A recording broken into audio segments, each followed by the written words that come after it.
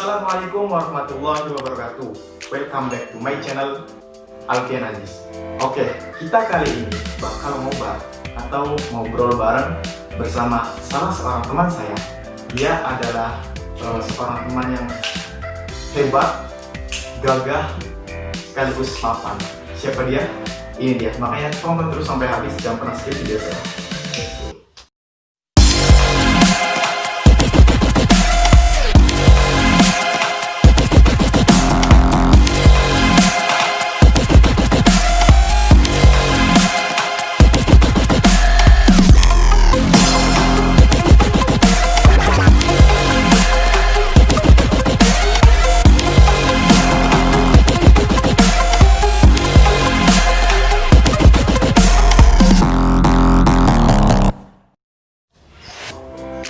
Langsung saja, penasaran kan?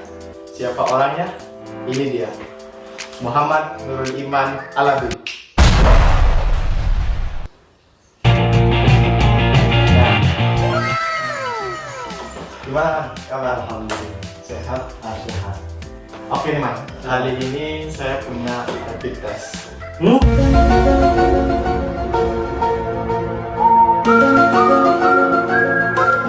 Jadi sistemnya kamu nanti bakal jawab apa yang saya tanyakan. Pokoknya jawab pertanyaan dari saya tanpa memikir. Pokoknya jedanya 0,1 detik lah buat ngejawab pertanyaan saya. Siap? Oke, siap ya. Oke. Nikah dulu atau mapan dulu? Mapan? Kuliah atau kerja? Kerja? Nikah di umur 20 tahun ke atas atau 30 tahun ke atas? 20 tahun ke atas. BUMN atau swasta? BUMN. Pacaran nikah atau nikah pacaran? Nikah pacaran.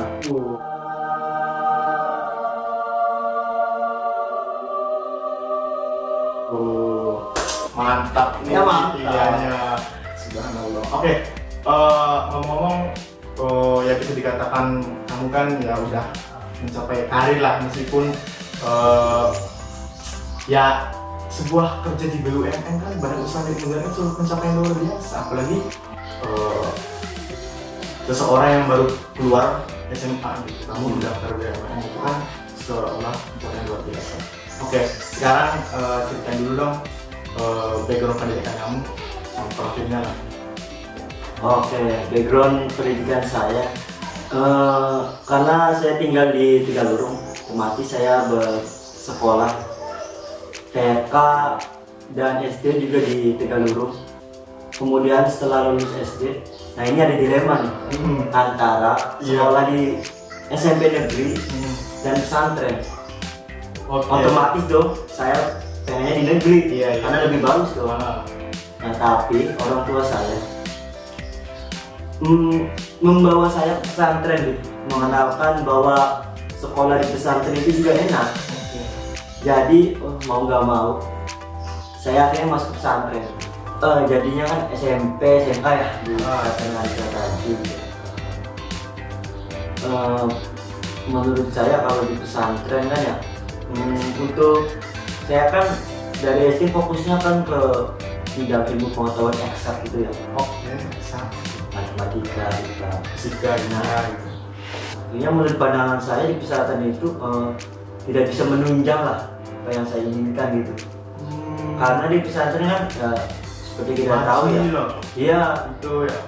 Terus sistem pendidikannya kan kita 50-50, jadi fokusnya kan akan agak terpecah gitu. Antara 50% ke eksak dan 50% ke ilmu pendidikan Islam gitu.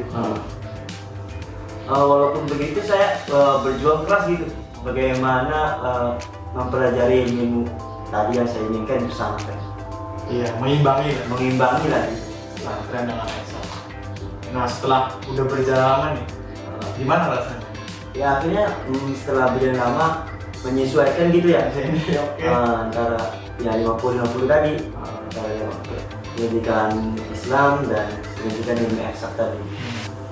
Dengan itu ya saya berhasil. Ya dibimbing guru-guru juga di sana yang hebat-hebat, guru-guru kita. Betul lah. Oke lah, sementara ya sampai kamu lulus dari pondok itu, kira-kira prestasi apa sih yang menurut kamu paling mengesankan lah? Waktu di pesantren ya, menurut saya yang paling mengesankan itu mempertahankan peringkat di kelas itu menurut saya salah satu prestasi gitu. Oh iya. Siapa sangka saya berhasil mempertahankan peringkat kedua di kelas dari pertama kali masuk sampai lulus. Berarti selama 6 tahun kamu tetap mempertahankan peringkat kedua sampai dengan kelulusan. Ya, Itu peringkat. Maksudnya bahkan bukan hanya di pesantren, dari waktu saya sekolah dasar juga saya sudah di peringkat 2. berarti nggak pernah peringkat pertama. Nah, itu. Wah, ini hebat sih. Itu sih sebuah prestasi menurut saya. Ya walaupun saya gagal gitu untuk mencapai peringkat 1 gitu. Ya dari segi mungkin perlombaan yang lain. Kalau dari segi perlombaan mungkin kalau untuk perlombaan saya banyak sih ya, di berbagai bidang saya ikutin, dari OSN gitu, dari lomba kita cermat, tahfidz, pramuka, Ya. debat, bahasa. Nah menurut saya yang paling berkesan itu ketika saya berhasil mendapatkan juara 1 di English Debate Competition Ini sudah competition yang dilaksanakan di di waktu itu di pesantren As-Sakinah. Asakina. Oke. Ya walaupun saya sebagai anggota lah, Iya. anggota dari tim debat itu, tapi rasa bangganya ada gitu, mendapatkan juara 1 mengalahkan pesantren-pesantren yang lain.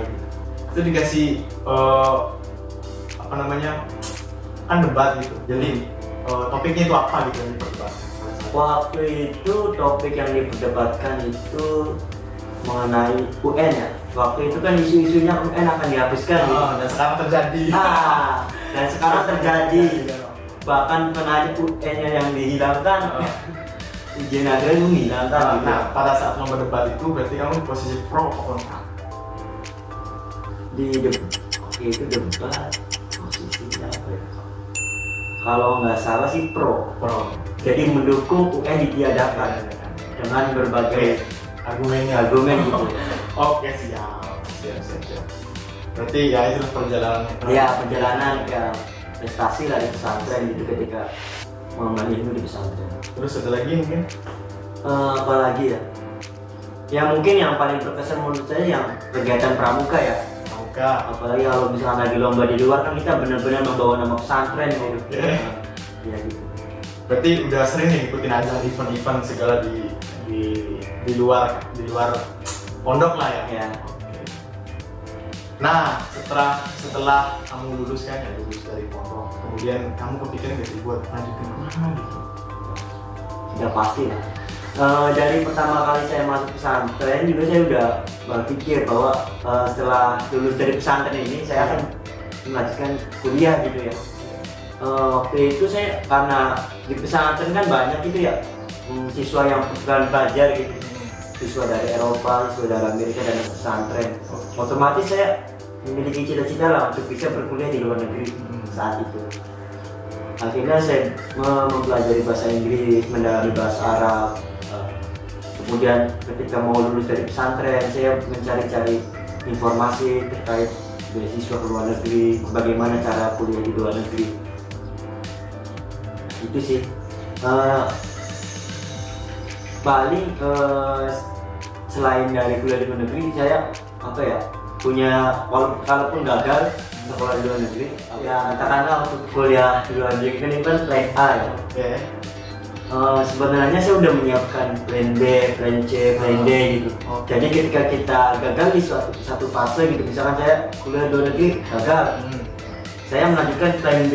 Nah ini untuk plan B saya itu melanjutkan kuliah di waktu itu saya cita-cita saya waktu itu ingin mengambil jurusan teknik kimia di UI. Di UI. Oke. Nah, kamu kan berarti terlalu ambisi lah. Terlalu ambisi untuk kuliah di PTN ataupun universitas luar negeri lah. Namun belum diijabah misalnya di atas. Dan akhirnya kamu menemukan beberapa titik peluang untuk masuk ke BUMN. Sebenarnya gimana sih? Siapa sih yang rekomendasiin kamu untuk masuk ke BUMN tadi? Oke. Sebenarnya saya termakan omongan juga. Sebenarnya termakan omongan juga. Waktu itu saya pernah berbicara pada seorang teman ya. Saya mau ambil teknik kimia gitu di salah satu PTN. Nah nanti untuk proyeksi jurusan saya ini masuk ke BUMN. Oke. Saya ini masuk ke BUMN katakanlah Pertamina gitu ya.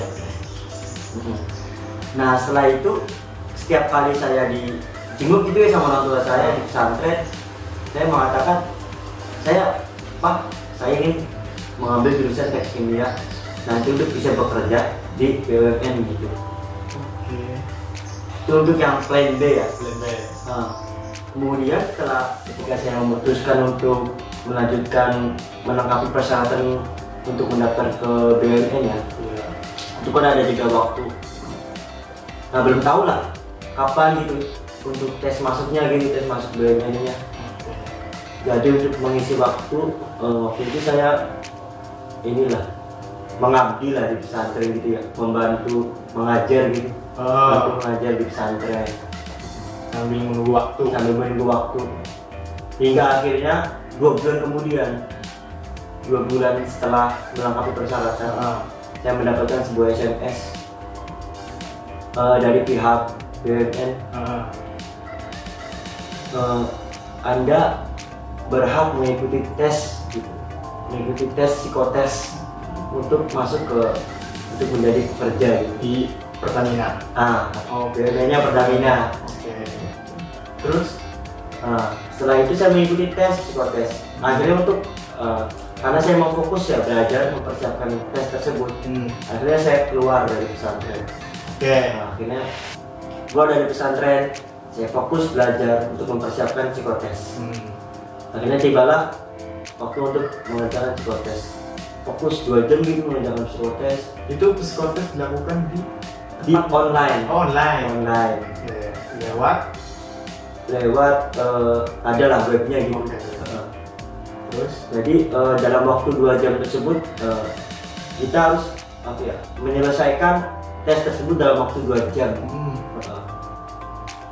Berarti ada batasan waktu ya? Itu batasan waktu. Oke. Terus? Setelah mengikuti psikotes tadi, saya menunggu lagi kan gitu. Kapan tes selanjutnya? Apakah saya lolos gitu psikotesnya? Kira-kira 2 bulan kemudian. 2 bulan kemudian setelah tes psikotes, saya mendapatkan SMS lagi, mendapatkan telepon bahwa saya lolos tes psikotes dan akan mengikuti tes wawancara. Tes wawancara. Wawancara online lagi. Melalui Skype. Oke. Akhirnya saya mempersiapkan kan apa aja sih yang akan ditanyakan ketika wawancara sama itu. Ternyata setelah saya lihat di wawancara online itu, jadi menguji bagaimana kejujuran kita, bagaimana kemampuan kita gitu, bagaimana kita bisa amanah gitu dalam menjalankan pekerjaan. Tibalah saat waktu untuk wawancara online di depan laptop dengan Skype gitu. Oke. Yang pertama ketika wawancara pasti berpakaian rapi dong. Jangan sampai kita berpakaian rapi akhirnya kita tidak lolos tesnya. Ketika itu si pewawancara menanyakan banyak hal, tapi 80% jawaban saya waktu itu adalah mengenai pesantren. Karena yang dites adalah kejujuran. Inti dari wawancara itu adalah kejujuran. Berarti bukan ke spesifik wawancara tentang pengetahuan kimianya atau pengolahan minyaknya. Jadi lebih ke kejujuran Pribadi.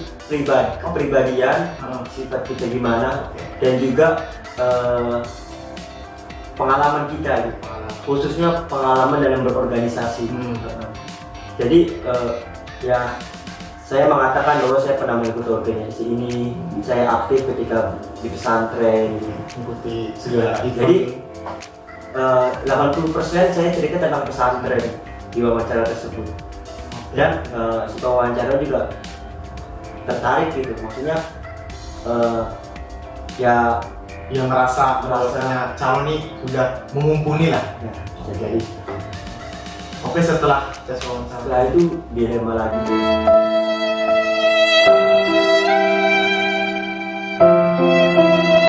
Dilema lagi. Dilema lagi karena menunggunya itu lama banget. Iya, sebab step dari registrasi berkas sampai ke wawancaranya 2 bulan. Setelah itu 1,5 bulan, hampir 2 bulan kemudian, setelah galau lah menunggu hasil tes ini kapan. Itu selama 2 bulan maksudnya nggak ada perintah untuk menunggu atau Ya. gimana? Nggak ada. Jadi katakanlah selama tes di Pertamina ini selama kurang lebih 8 bulan, saya ya ya gimana ya, akhirnya di rumah saja gitu, melakukan aktivitas di rumah, memanfaatkan waktu luang lah gitu, sambil mencari-cari peluang. Nah, ketika tes 2 bulan kemudian, saya mendapatkan telepon lagi bahwa saya lolos tes wawancara online dan akan mengikuti tes wawancara langsung gitu bersama user dan bersama HR di Pertamina. Itu dilaksanakan di Waktu itu dilaksanakan di Bumi Patra, Indramayu. Oh, masih di daerah yang mana? Ketika saya mendaftar ya, gitu. Ketika saya mendaftar Pertamina, waktu itu yang pembukaannya itu dari Pertamina Balikpapan. Jadi bukan berasal dari sini, bukan berasal dari Indramayu, bukan berasal dari Pertamina Balongan, tapi Pertamina Balikpapan. Jadi saya mendaftar ke Balikpapan dan saya sudah siap walaupun saya ditempatkan di sana. Gitu. Jadi ketika tes wawancara online dan ternyata tesnya di Indramayu, alhamdulillah. Ternyata tesnya dekat gitu. Ketika wawancara langsung dengan user, waktu itu ada sekitar 25 orang lolos tes wawancara dengan user dari sekitar ribuan pendaftar gitu.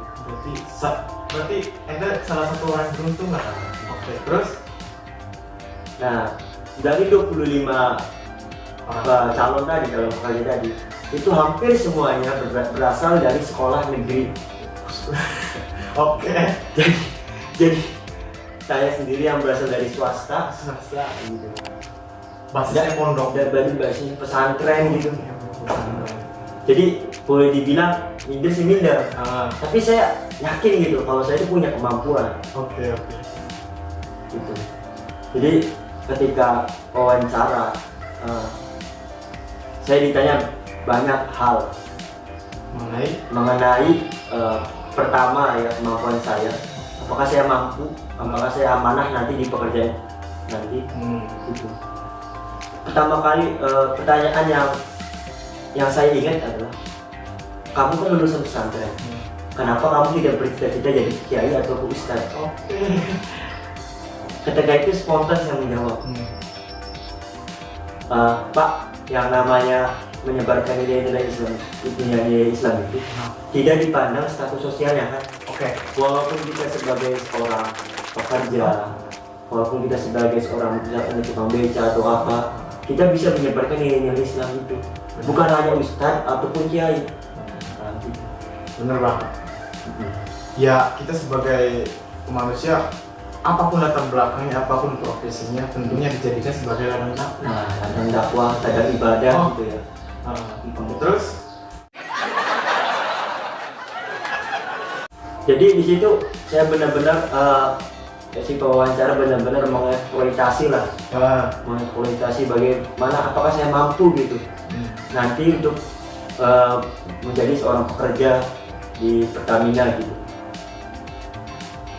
Jadi seperti itu, saya ditanya banyak hal lah mengenai, kemudian ditanya kan mengenai proses pengolahan minyak. Tapi sebelumnya saya sudah mempersiapkan, karena saya akan bekerja di perusahaan minyak, perusahaan yang bergerak di bidang migas gitu ya, minyak dan gas. Pastinya saya pasti kan nggak jauh-jauh gitu pertanyaannya, dari pengolahan minyak, bagaimana jenis-jenis minyak, jadi seperti itu. Jadi ya saya benar-benar yakin kalau saya itu mampu gitu menjadi pekerja di Pertamina.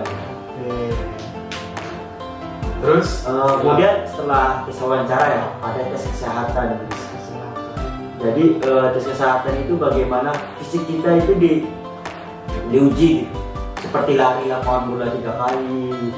tesnya ya hampir mirip ya, rata-rata kedinasan seperti itu. Nah iya, seperti itu. Terus jadi bagaimana kita itu tidak merokok, fisiknya benar-benar dijaga, karena kita kan perusahaan kan butuh pekerja yang benar-benar fit, yang benar-benar bugar, jadi bisa mencurahkan, bisa dedikasi tinggi gitu kepada perusahaan dan juga negara. Jadi itu wawancara sama tes kesehatan itu 1 hari? 2 hari. 2 hari. Jadi tesnya itu lari lapangan berapa kali? 3 kali. Terus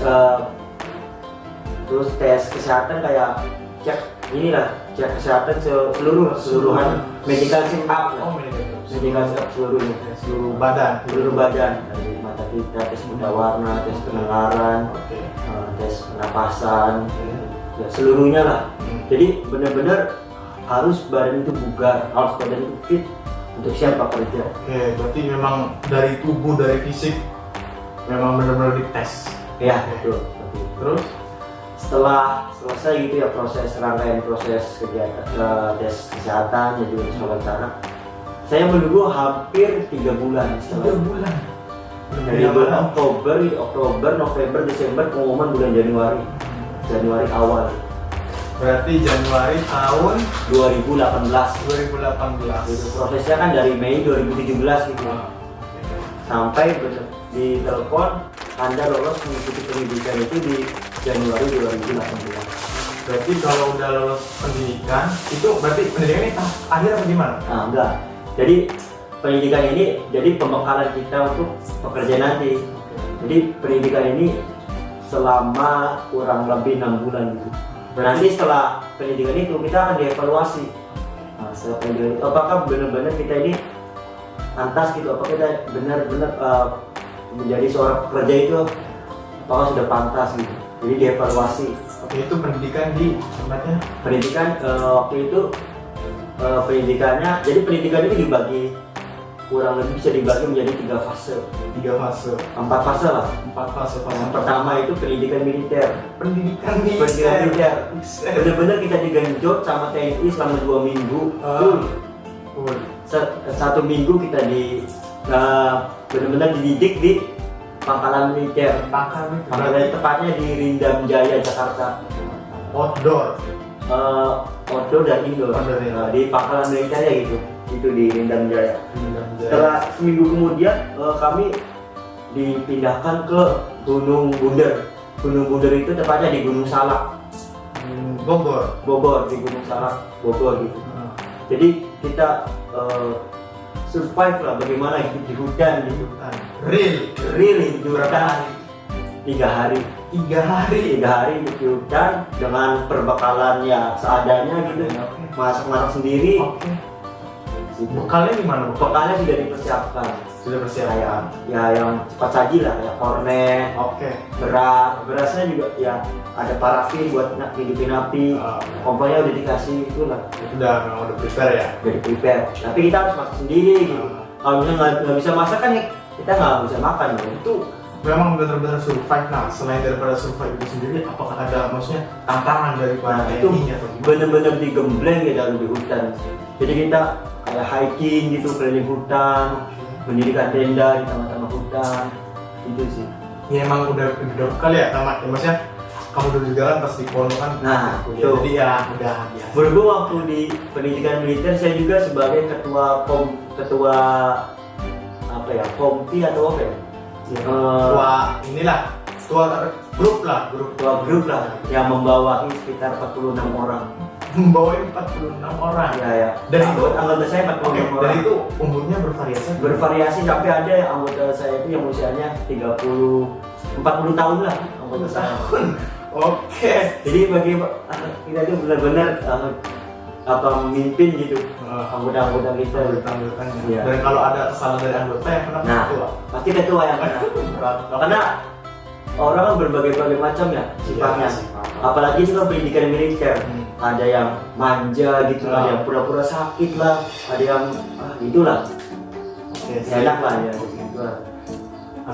Setelah 3 hari di hutan, 3 hari kemudian kita pindah ke Dodiklatur. Jadi Dodiklatur itu komando pendidikan latihan tempur. Jadi benar-benar itu dikembang di Dodiklatur. Kita hiking pun hutannya udah disetting, hutannya itu hutan benar, hutan perang gitu. Jadi di hutannya tuh ada ranjau gitu. Berarti memang bahaya dong. Nggak juga sih, karena ya cuma di beberapa area gitu yang udah dikasih ranjau gitu untuk latihan militer.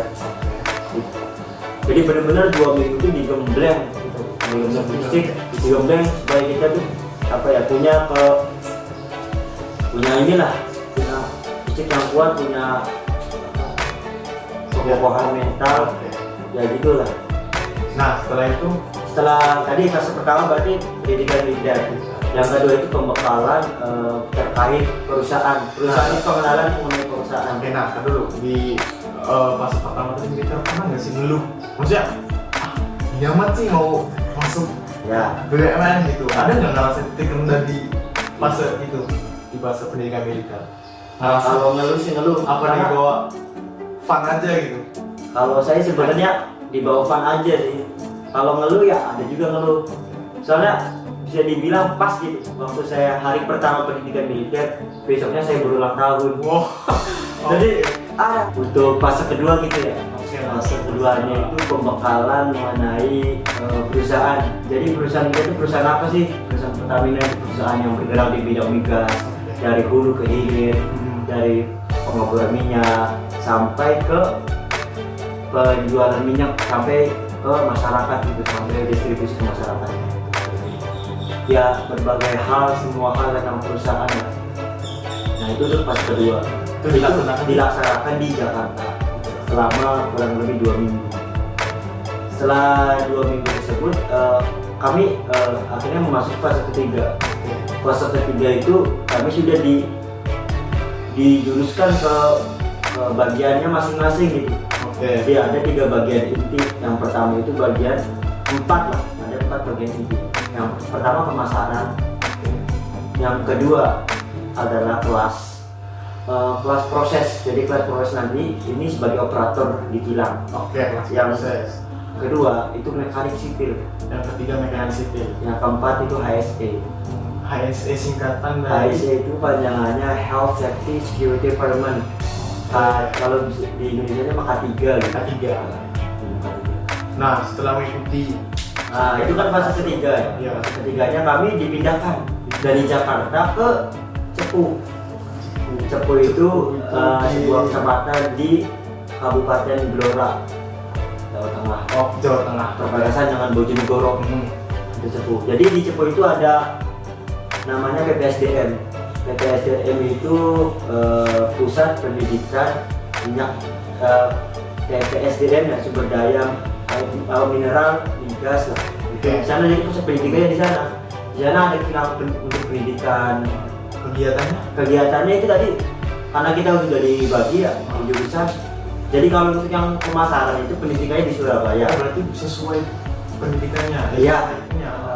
Kalau yang pemasaran di Surabaya, untuk yang proses mekanik sipil sama HSE itu pendidikannya di Cepu. Berarti kamu masuknya? Nah waktu itu saya dimasukkan oleh perusahaan karena perusahaan kan di awal sudah memberikan ini ya pertanyaannya, apakah saya siap ditempatkan di mana saja?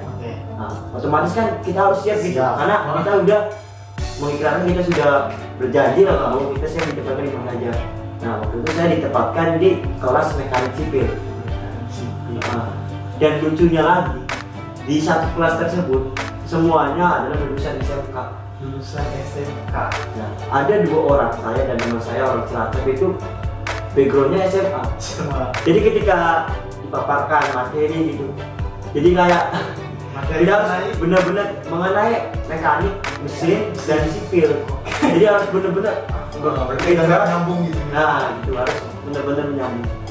Terus, nah setelah sekian lama fase ketiga itu kira-kira 1,5 bulan. Setelah itu setelah selesai gitu pendidikan di fase ketiga ini, kami langsung ditempatkan di mana kami akan ditempatkan untuk melakukan proses magang atau langsung PKL, praktek kerja lapangan. Jadi yang ditempatkan di Balikpapan ya kembali ke Balikpapan, yang ditempatkan di Palembang kembali ke Palembang. Nah kalau saya sendiri ditempatkan di Balongan yang terdekat dengan rumah. Akhirnya kembali kan ke Balongan, kita mengikuti proses PKL, proses magang. Jadi langsung gimana sih nanti siap kerjanya gimana sih? Nah, ketika ditempatkan di kilang untuk PKL, ternyata bagian saya berbeda lagi.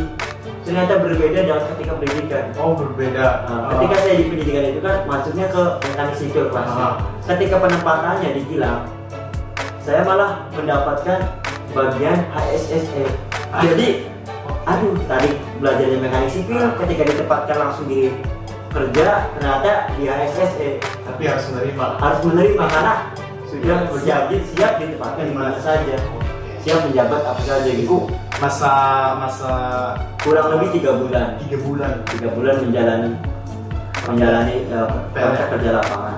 Nah, setelah 4 fase tadi ya, akhirnya di akhir kita dievaluasi bagaimana selama pendidikan kita selama 6 bulan ini, apakah kita maksudnya apakah kita pantas untuk menjadi seorang pekerja Pertamina atau tidak.